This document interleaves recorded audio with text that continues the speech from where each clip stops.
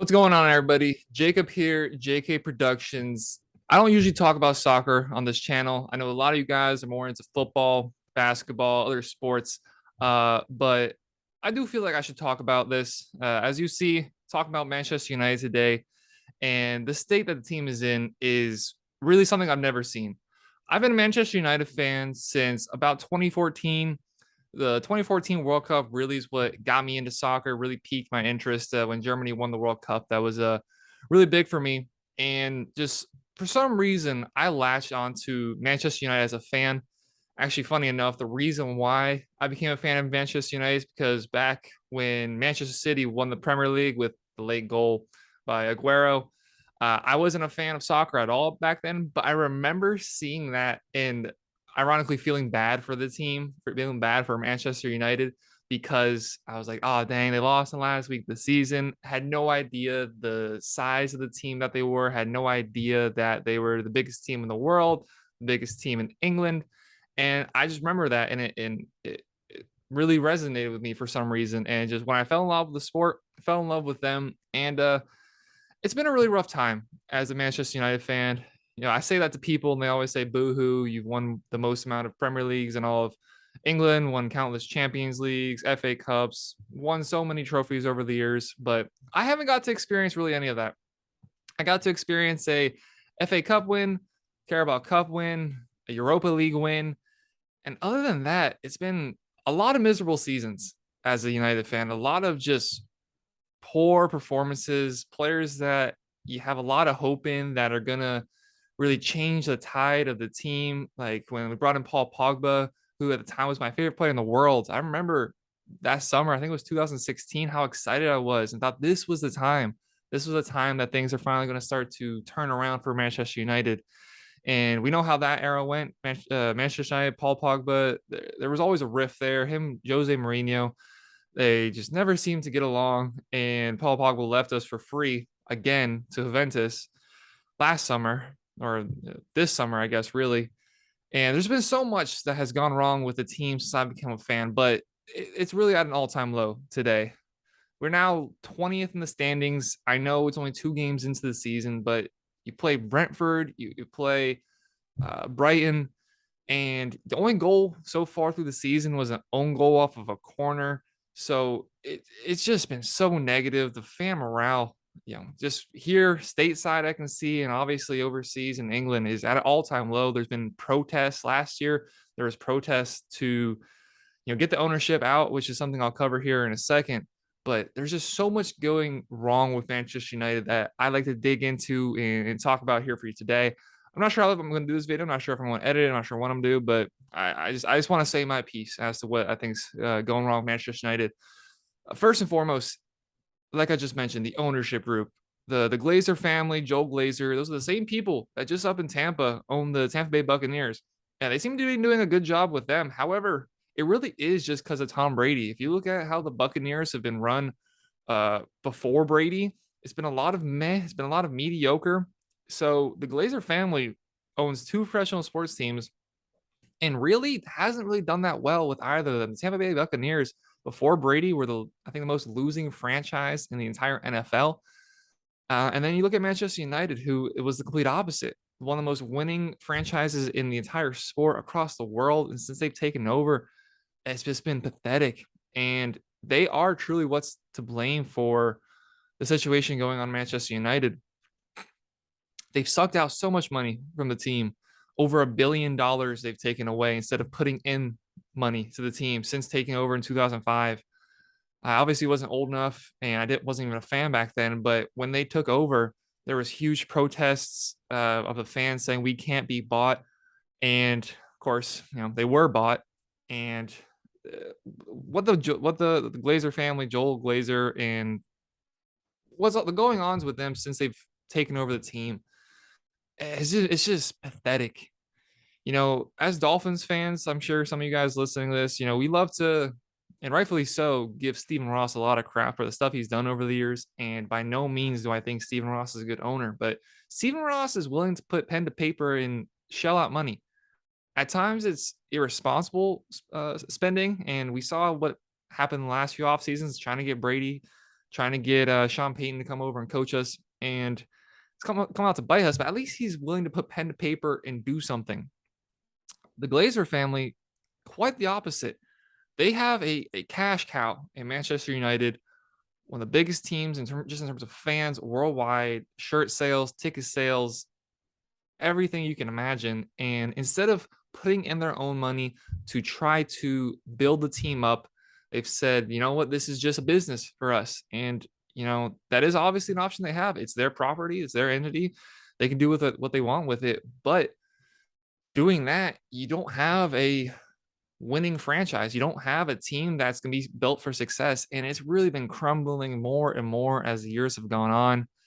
A lot of misses, a lot of poor management hires, hiring David Moyes, hiring Louis van Gaal instead of trying to go out and get Pep Guardiola, who's now with Manchester City and doing a fantastic job. The managers they do bring in, they never really truly back. Going back to Jose Mourinho, he was back that first transfer window, getting Paul Pogba, Zlatan, Mkhitaryan. However, his argument to be made, the only one he really wanted out of that lot was to get Zlatan. And in the next few transfer windows, you bring in Diogo Dalot, Lee Grant, and it's just time after time he wasn't back. Then you move on to Ole Gunnar Solskjaer. He wanted to bring in Erling Haaland, and you could have brought him in for a lot cheaper than what Man City just got him for. And Erling Haaland being Norwegian, there's that connection there.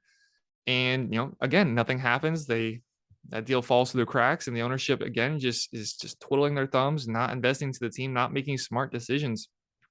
And it's where we are today.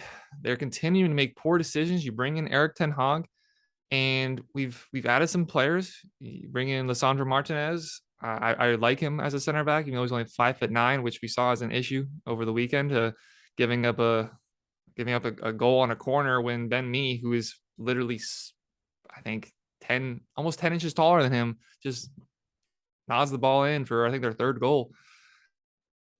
Christian Eriksen has been, pretty decent for the first two games, but the dude's got a pacemaker in his heart. He's not built to play a whole season, nearly every single game. You bring in who is our sign? We're of course still linked with. Then there's also Israel Malacia, who is the one sign I'm like, okay, that makes sense. Even though left back wasn't really that big of a need, it's a young kid for the future. You didn't have to spend too much money on, and when he's come on, he's had grit, which is something you could definitely look at the rest of the squad and be like, where's your grit? Where's your fight? Where's your desire?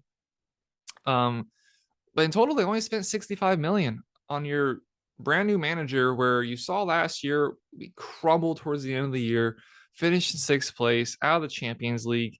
And instead of trying to back this new manager who the fans believe in, has had a great time over with Ajax, built up two very successful squads after selling off his first team, which got him to the Champions League semifinal, really should have gotten them to the final if not for a late winner, Lucas Moura for Tottenham.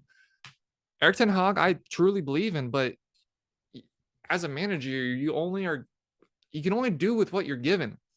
And the squad he has at hand right now, there's a lot of talent. There's been a lot of money spent on it, but whether it be mental, whether it be actual talent, desire, they're not it. You look around at the squad, and a lot of guys that I like. I like Rashford. I like Bruno. I like Jadon Sancho. Ronaldo is Ronaldo, and they're not getting results. They're not scoring goals. Going back into last season, there was a lot of dry spells, a lot of just eye-opening losses. The players clearly feel, best case scenario, the players feel the crumbling in the club. Worst case scenario, they have no desire to fight for the team anymore, whether that be because of the state of the team or whether it be they're making so much money that they don't feel that same desire to fight and push on. You have the fans protesting, having a game last year suspended again when we play Liverpool. I can see something happening again this year if the trend continues. 0 points in 2 games. Now we got to go against Liverpool on Monday. Yeah, they lost or not lost. Yeah, they've drawn both of their games, and they're going to be without Darwin Nunez for the game on Monday. But there's no reason that Liverpool should lose to us. There's no reason they should draw to us. They're run a lot better. They have a good manager, Jurgen Klopp. They have a good team around him. Lost Sadio Mane. They're going to be without Darwin Nunez. So, there's that to have a little bit of hope on. But I don't see a chance in that game for us to win. So that would be 0 points through 9 games. And I don't know. I don't know how this gets fixed. It's really painful because I'm going to sit there and watch every single game. Manchester United, after the Miami Dolphins, are probably my favorite team in the world, favorite sports team in the world. There's a lot of people I talk to, a few of my coworkers, his customer that regularly shops at Publix talks to me. He's a big Manchester United fan, and every time we look at each other, it's just we smile and shake our heads because there's no belief. There's no belief that anything is going to improve anytime soon. Another issue I have with the team is having Harry Maguire continue to be captain of the team. Maguire, man, when he first came in, you bought him for 80 million pounds. It was a lot at the time, but that first season he performed very well. Not great, but he performed well. And since then, his form has continually dropped. I wish he could be dropped from the team, but you make the guy the captain. How are you going to bench your own captain? But him being on the field, who's going to motivate the players? Your captain is the most scrutinized player, arguably in the entire country. His confidence is clearly in the dirt, and his play on top of that isn't good. He's by no means an 80 million pound center back. His vision's terrible. His understanding the game, as somebody who's never even played soccer but just has watched it week in, week out for the last 8 years, his vision is abysmal. Look at players like Kevin De Bruyne. Now, of course, that's a different position. But he's always looking around the field trying to pick a pass. And as Manchester United, we should be in a position where we have so much more of the ball than our opponents 9 times out of 10. So your center backs at this point in the game got to be able to handle the ball. And Lisandro Martinez has come in and he's been able to do that. I feel confident with the ball at his feet. Harry Maguire, it just looks like a lost dog out there half the time. When he has the ball at his feet, it's just, please don't give it to the opposition. And then when he's defending, he's not the quickest, he's not the most agile, and his reaction time is terrible. So who's on the field to get the players motivated when things are going like they are? Everybody in this team has looked pathetic over the first 2 games. Absolutely pathetic. And I wish we were in a position to get rid of more players. I love Bruno. I love Marcus. I love Jadon Sancho. I don't love Ronaldo. I think Ronaldo has extremely hurt this team by the attitude he's had going out and playing. Manchester United should be being the number 9, being the striker for Manchester United should mean a lot more. Should mean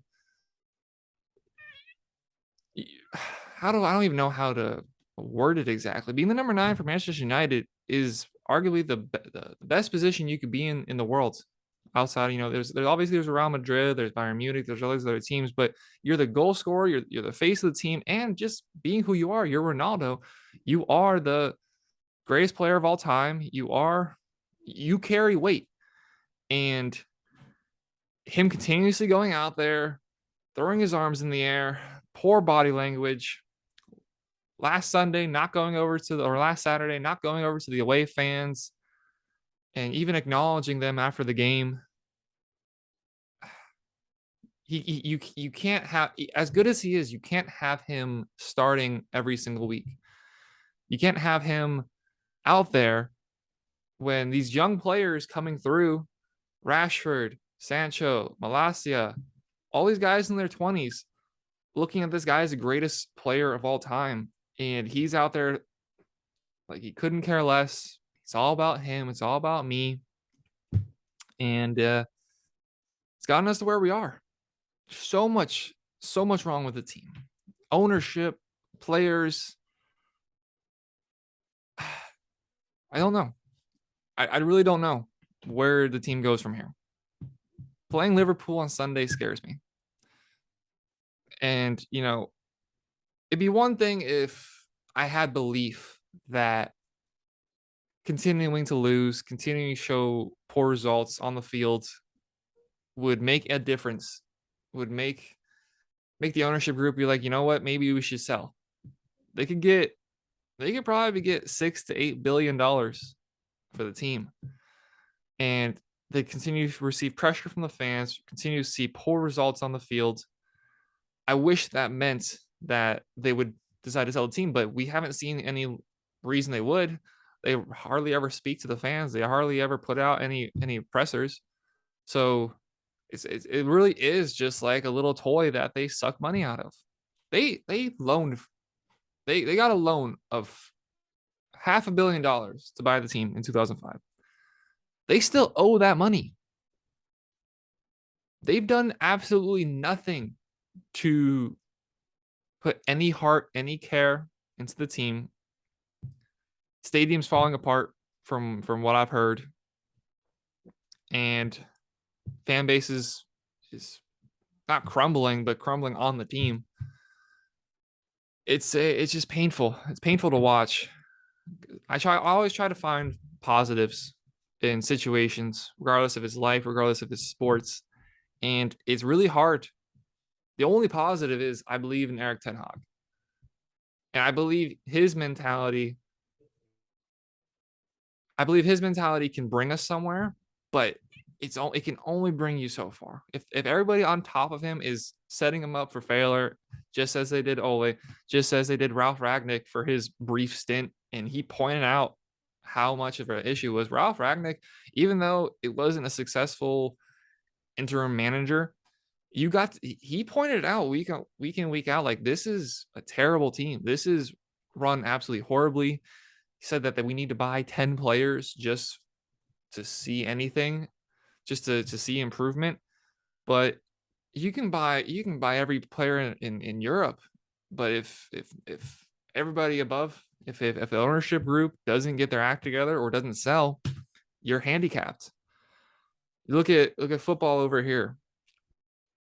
Look at the structure of what's important to a team. It goes owner, GM, coach, quarterback. If you have those four things figured out, likelihood is you're going to be a successful team one way or another. You can just make the rest work. But it does start at the owner. The head is the owner. We'll see what the Dolphins do. I believe in Chris Grier, kind of. We'll see. I believe in McDaniels. I believe, again, somewhat in Tua, and we'll see what happens. But I don't believe in the ownership. Manchester United, I don't believe in the Glazer family. I don't think any Manchester United fan believes in the Glazer family. And it's just a matter of time to see if they sell a team or if they turn a new leaf. I don't feel comfortable saying that I think they would. I don't feel comfortable saying that they are going to sell the team. So just going to continue to have to deal with all the stuff, all the pain, all the losing. Europa League. I don't feel confident for us to win the Europa League to get into Champions League. I didn't make a video of it just for myself. I make a prediction of the 20 teams in the Premier League, how I think everything's going to go, and I'm not going to put us out of the top four before the season even starts. I'm not going to say that I think we're not going to make the Champions League just because I want to be positive and I want to have hope. But there's no hope. There's no belief. If we go on Monday and beat Liverpool, great. I don't think we will. If I had to bet any sort of money, I would definitely bet us to lose. It'd be nice if we did, but even if we beat Liverpool, that's not going to solve anything. Hopefully, there's August 16th today recording this. Hopefully, we can get some signings in. Frankie de Jong would make a huge difference to the midfield. Milinkovic-Savic make a huge difference to the midfield. Slightly different option, more of a all-around midfielder. Need another striker. I'm a big fan of Jonathan David. Victor Osimhen. Then you're linked with Marco Arnautovic and Rabiot. Both those deals look off. So thankfully, those are off because I don't think those were good decisions at all to be pursuing. But that just shows we're in a state of panic. The transfer window is only open for another 2 weeks. And if you don't get some more players in, this is a mid table team. There's so much talent there, but the talent has a rotten mentality, and it's not going to be fixed other than replacing the core of the team. And I hope they can bring in pieces to make a difference and turn this ship around and make everything more positive. But again, I don't feel confident that that's going to happen, and it's just going to be a struggle to watch this season. It's going to be a hard pill to swallow. Excited for the World Cup that starts at end of November. I'm excited for that in terms of soccer, but I'm not excited for Manchester United for the remainder of the season. If Manchester United fans watching this and you agree with me, let me know in the comments. If for some reason you don't agree with me, if for some reason you say, "What do you mean? Everything's fine," please, I want to hear a reason to feel hopeful. So please let me know your thoughts about Manchester United down in the comments. If you like me to make more soccer content like this, because I love soccer, just I know there's not as much of a viewership for that, please let me know. Because again, also let me know by hitting the like button. If you haven't please subscribe. I'll be recording with my boy Joe on Friday, so you're back to more American football content. But please share, comment down below. Thank you all very much for watching. I hope this time next week I'm a little bit more positive. Hopefully result goes well, Liverpool. But again, I don't really believe that's going to be the case. But thank you everybody for watching. Hope you all have a great rest of your day. Take care, everybody.